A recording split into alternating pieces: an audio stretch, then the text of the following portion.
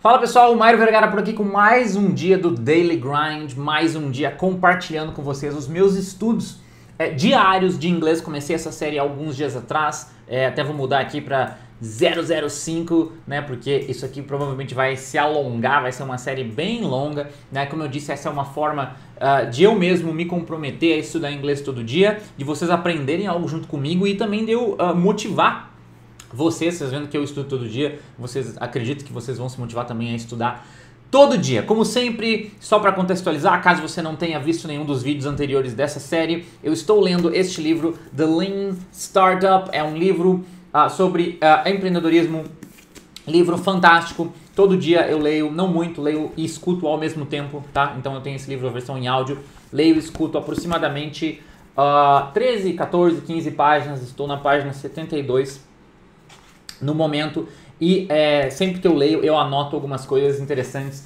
para eu estudar, né, para eu colocar no meu SRS e algumas coisas desse tipo, tá? Então, vamos para as frases de hoje, né? Vamos ver o que eu aprendi nas minhas leituras de hoje, tá? Primeira frase que eu peguei da minha leitura foi essa aqui. Vou marcar ela aqui para vocês verem. Which features are essential to the product success and which are ancillary. E esse ancillary foi a palavra que me chamou a atenção. Eu entendi, isso aqui significa auxiliar. Na hora que eu li eu entendi, mas essa é uma palavra um pouco fora do meu radar. Você viu que eu falei ancillary, não sei porquê. Até a pronúncia pra mim é difícil, mas é ancillary. Ancillary. Aqui a gente consegue ver a transcrição fonética dela. Ancillary. É difícil de falar ancillary, é difícil de usar, seria uma palavra que normalmente eu não usaria, então eu resolvi pegar ela e colocar nos meus estudos, mesmo sabendo o significado. E aí ele tem uma definição aqui em inglês.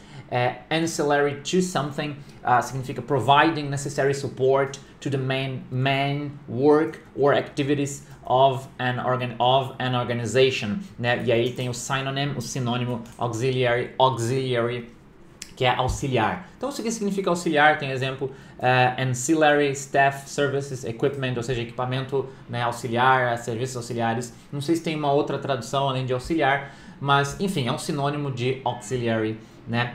E é difícil até de falar ancillary. Entendido? Palavrinha legal, né? Vamos lá. Essa foi a primeira coisa que eu peguei nas leituras de hoje. A segunda frase que eu destaquei nas minhas leituras de hoje foi essa aqui. Isso aqui é bem legal porque é o seguinte, olha só essa frase. This quantitative learning is a necessary companion to quantitative testing. Ou seja, esse aprendizado qualitativo é uma companhia, um aliado necessário para testes quantitativos. E essas palavras eu uso em português, qualitativo, quantitativo, mas eu nunca tinha parado para...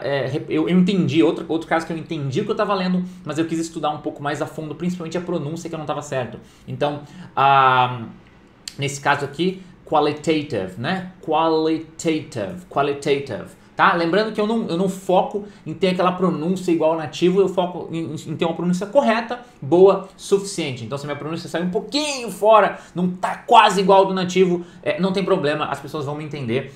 Eu não sou tão neurótico assim, eu recomendo que as pessoas não fiquem também... Claro que se você quiser ter a pronúncia igual ao do nativo, você pode ficar praticando um monte. Mas eu não pratico, recomendo que você tenha só uma pronúncia suficiente. Então, se você souber pelo menos onde está a sílaba forte de cada palavra, então aqui, qualitative, né? Não é qualitative, né? É qualitative. Qualitative, né? Ou seja, qualitativo, tem alguns exemplos aqui, qualitative analysis, qualitative research e mais alguns exemplos. A palavra simples, você entende só vendo ela, mas eu quis reforçar. E a outra palavra, além do qualitative, foi o quantitative, né? Então, é qualitative, quantitative. Qualitative, quantitative. Bem difícil, né? Qualitativo, quantitativo. Mas, enfim, tem até os exemplos bem iguais, ó. Qualitative analysis, quantitative analysis. Tem outros exemplos aqui. There is no difference between the two in quantitative terms. Né? Não há diferença entre os dois em termos quantitativos. Aqui, o exemplo do qualitative. There are qualitative differences between the two products. Né? Existem diferenças qualitativas, de qualidade, entre os dois produtos. Mais duas palavras que eu já sabia, mas eu resolvi ir mais a fundo nos estudos. Entendido, pessoal? Vamos lá. Próxima frase que eu peguei lá, a próxima palavra foi essa aqui, ó, das estudos de hoje.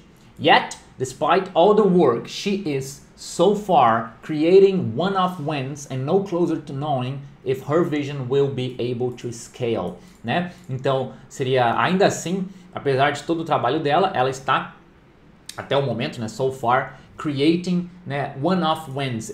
E é o que me chamou a atenção, né? Vitórias one-off, esse one-off.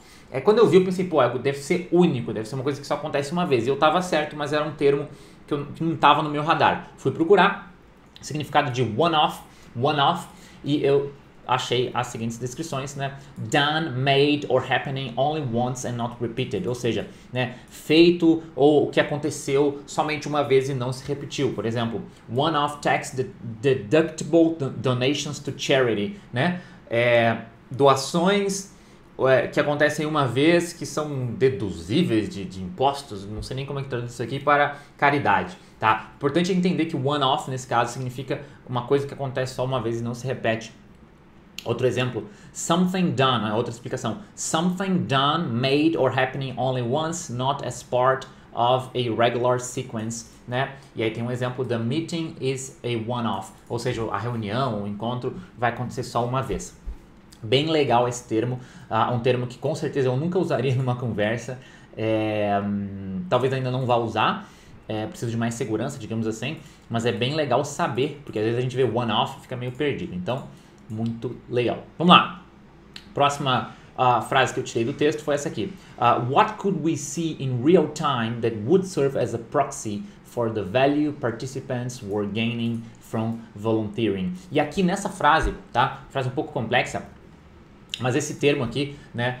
Se pegar só essa parte, serve as a proxy, né? Servir como um proxy. Eu já ouvi essa palavra milhões de vezes, proxy, mas eu nunca parei para realmente entender o significado dela, realmente procurar o que ela quer dizer. E agora eu fui procurar. Vamos lá. Proxy, nesse caso aqui, servir como um proxy, a gente tem uma definição aqui embaixo, ó. Proxy, você pode ver que a estrutura é... Eu acabei de mostrar, tem um feijão na minha boca, muito bem. Isso foi meio nojento, mas eu não vou editar o vídeo, vamos lá. Serve as a proxy for. Então, servir como um proxy for alguma coisa. Então aqui, ó, proxy for something, né? O que significa? Something that you use to represent something else that you are trying to measure or calculate. Ou seja, algo que você usa para representar outra coisa que você está tentando medir ou calcular. Então esse é quase uma representação. Um proxy é algo que representa uma outra coisa que você quer medir. Então aqui, ó, no texto, saca só, ele fala servir como um proxy para o valor que os participantes estão ganhando do voluntariado, né, do ato de se voluntariar. Então, servir como algo que representa aquele valor. Isso é o proxy. O proxy é algo que representa um determinado valor, algo que você está medindo, algo que você está calculando. Esse é o sentido que foi usado aqui no texto, tá? Serve as a proxy. Aí tem alguns outros sentidos bem legais. Olha só, proxy pode ser the authority that you give to somebody to do something for you when you cannot do it yourself. Ou seja, a autoridade que você dá para alguém fazer algo para você quando você não pode fazer isso você mesmo, né? Por exemplo, you can vote either in person or by proxy. Ou seja, você pode votar em pessoa ou você pode votar by proxy. Quando você vota by proxy, provavelmente você manda alguém para votar no seu lugar, você dá autoridade para essa pessoa fazer isso para você, tá? Isso significa, esse é outro uso de proxy. Tem mais um exemplo aqui embaixo. A person who has been given the authority to represent somebody else. Ou seja, uma pessoa que recebeu autoridade para representar uma outra pessoa pode ser chamada de proxy, né? Olha só, your proxy will need to sign the form on your behalf. Ou seja, o seu proxy, o seu representante, precisará assinar o formulário no seu nome, né? Então esse é o sentido de proxy. Proxy pode ser você dar autoridade para alguém te representar, o proxy pode ser a pessoa que tem autoridade, ou proxy pode ser alguma coisa que representa um valor, alguma coisa que você quer calcular. Complicado? Um pouco complicado, mas eu acho que se você ver esse vídeo várias vezes ou procurar, dar uma pesquisada sobre proxy, você vai pegar bem esse sentido. Eu acho que pra mim foi bem legal. Uma coisa legal de fazer esses vídeos é que o ato de eu sentar aqui e fazer os vídeos pra você reforça ainda mais os meus estudos. Isso é muito, muito, muito legal. Deixa eu ver aqui. Por fim a gente tem essa... Não, tem mais uma... Eu peguei bastante coisa. Vamos lá. Espero que o vídeo não fique muito longo hoje, mas vamos lá. Enfim, eu só vou compartilhar os estudos, é um vídeo informal, a galera tá gostando, então eu vou continuar. Inclusive, se você tá vendo esse vídeo, tá gostando, tá vendo no YouTube, não deixa de assinar o canal, né? O meu canal no YouTube aqui em algum lugar tem um botão para assinar. E se você tá vendo no Facebook, não deixa de visitar a fanpage e dar um curtir, seguir na fanpage, beleza? Vamos lá, continuando. Próxima palavrinha, bem legal que eu peguei, what if they call the agents seeking help for problems that are outside its purview? What if they call the agents, se eles ligarem para a agência, seeking help for problems, procurando ajuda para problemas that are outside its purview. Né? O que é isso aqui, outside its purview? Né? Eu marquei essa palavra purview. E aí eu descobri que purview, né, tem meio que um idiom, né, uma expressão idiomática que pode ser outside the purview de alguém, né, fora do purview, ou within the purview, né, dentro do purview. E o que é o purview? Né? Purview, aqui vai ter definição, na realidade dessa expressão idiomática, né? Significa dentro ou fora, né? Within or outside the limits of what a person, an organization, etc. is responsible for, dealt with by a document, law. Essa definição é um pouco complicada, mas eu achei uma um pouquinho mais fácil que dizer assim, ó, the scope of the influence or concerns of something, ou seja, é o escopo, é o âmbito, é até onde algo pode ir. Esse, né? Se algo está outside the purview of something, significa que algo está fora do escopo, do âmbito, da influência, dos limites de até onde aquela coisa pode chegar. Se está outside. Se está within, está dentro desses limites. Né? Exemplos aqui, ó. Such a case might be within the purview of the legislation, tá? Inclusive, legislation, acho que é assim que fala, deixa eu conferir aqui rapidinho, né? Vocês vão ver que eu não sei a pronúncia de tudo, tá, pessoal? Às vezes eu não sei, não tenho certeza, eu procuro no dicionário e eu não tenho vergonha de fazer o vídeo aqui pra legislation. Legislation, não sei se vocês ouviram, mas vocês devem ter ouvido. É isso mesmo, acertei a pronúncia, vamos lá. Então, such a case, tal caso, pode estar dentro dos limites, dentro do âmbito, dentro do escopo da legislação. Such a case might be within the purview of the legislation. Outro exemplo, local disputes are outside the purview of this legislation. Né? Disputas locais estão fora do âmbito, do escopo desta legislação. Entendido? Então pega bem essa expressão, within the purview or outside the purview of something. Ok? Vamos lá. E o último termo que eu destaquei aqui, deixa eu ver se é o último, é uma palavra que eu já sabia, mas eu resolvi reforçar, porque é uma palavra que eu não tendo a usar muito quando eu falo. E eu acharia legal usar, então resolvi colocar no meu SRS, que é a palavra prevailing, tá? A frase é, their challenge is to overcome the prevailing management thinking, né? O pensamento sobre gerência e gestão prevailing. O que é o predominante, né? E aqui tem os exemplos de prevailing, existing, or most common at a particular time, sinônimos current ou predominant. Então, é predominante, prevailing é o predominante. Exemplos, the prevailing economic conditions, the attitude towards science prevailing at the time, né? A atitude em relação à ciência que estava predominante no momento, as condições econômicas predominantes. The prevailing view seems to be that they will find her guilty, ou seja, a opinião predominante no momento. E assim, e tem mais um exemplo aqui embaixo também, falando sobre o vento predominante, o vento prevailing.